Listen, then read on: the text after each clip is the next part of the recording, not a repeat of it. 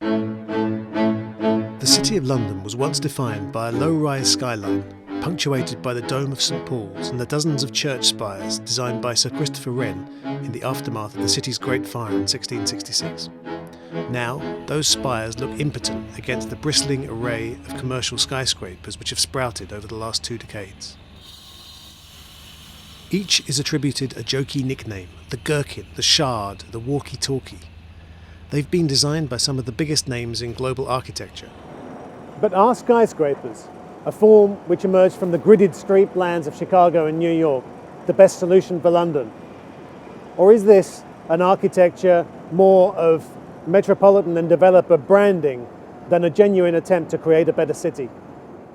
In the City of London, the only reason we're building tall is because we've run out of space.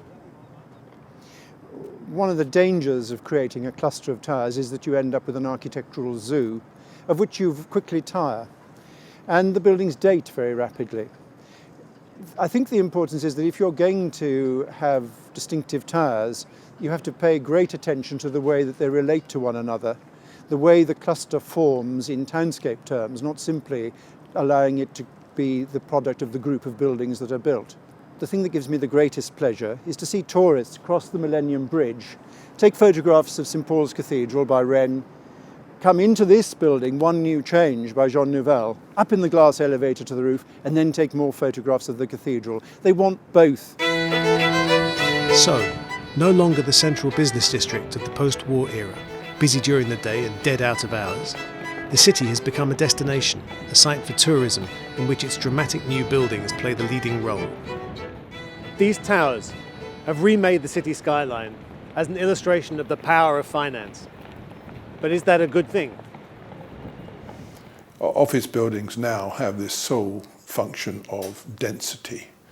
Surely it should be productivity, care, the community, public space, which is why I relate it all to that old idea of the village green, having a pint, playing a game.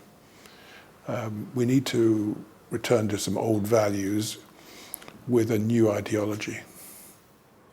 The skyline is almost abstract. It is a kind of branding or a visual code for the density and the intensity of business and value. But from within the city, it's less important. From there, it's the streets that matter. The experience of the city as a palimpsest in which the earliest layers are the complex patterns of the Roman and medieval street plans. It is built on the foundations of the Roman city.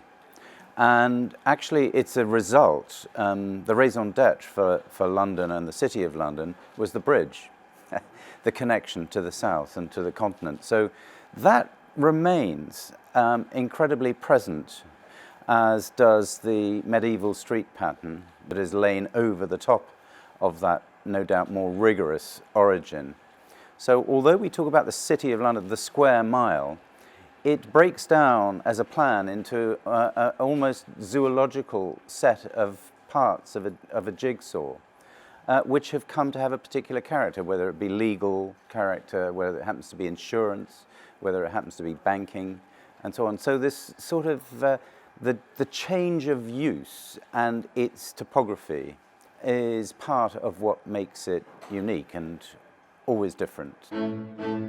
The City of London must combine the accommodation of its history with modern facilities and infrastructure.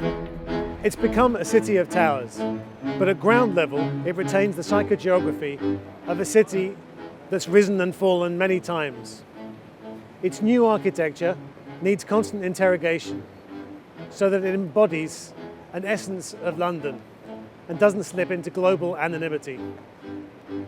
Edwin Heathcote, Financial Times, London.